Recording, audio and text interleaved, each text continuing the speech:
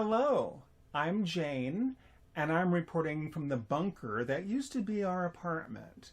As you can see, we've decorated it in green. It's supposed to be a relaxing, calming color. I'll let you know if it works. Anyway, I've been asked to give you a report on 2020, the year in review. And I'll go ahead and read my report to you right now. January. The World Health Organization announces a mysterious coronavirus-related pneumonia in China. Well, that's unfortunate. February. The United States declares a public health emergency. Well, that's unfortunate. March. President Trump declares COVID-19 a national emergency. U.S. states, including Oregon, issue stay-at-home orders. April.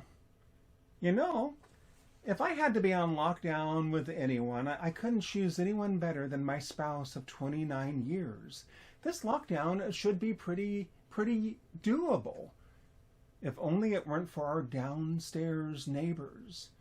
You see, they kind of like to make noise. I actually don't know why they do it, but they make a lot of noise. They especially like slamming their doors as loud as possible. And when they do so, it makes our apartment shake like a San Francisco earthquake. Sometimes they do it 10 times within the same hour. We've tried letting them know how much it bothers us, and that just makes them do it more often. Yes, this would all be totally doable if it weren't for our downstairs neighbors. May.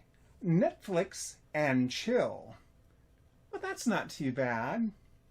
June. Hulu and chill. Well, that's also not too bad.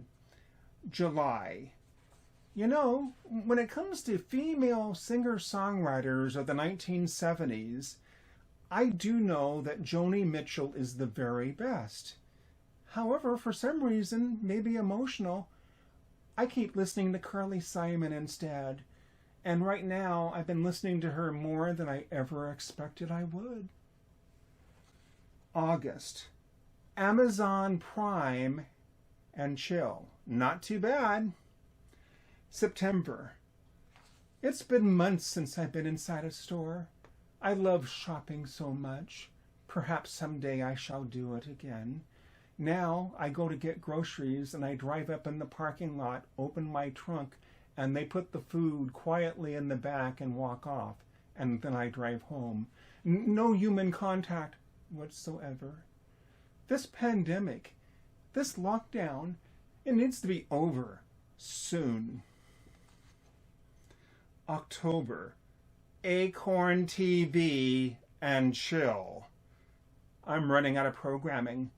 I'm running out of quality streaming services. Please help me. November. You know, when it comes to these dark times, one must look at the silver lining. Having all this solitude and time to myself, I took full advantage of it to examine my inner soul and find my inner zen, my inner bliss. I'm totally happy now. All thanks to the pandemic. No. Really. December.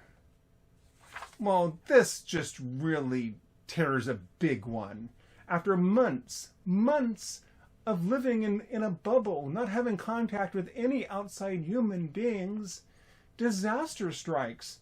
A pipe breaks under the floor of our bathroom, sending bathroom water onto the heads of our noisy downstairs neighbors.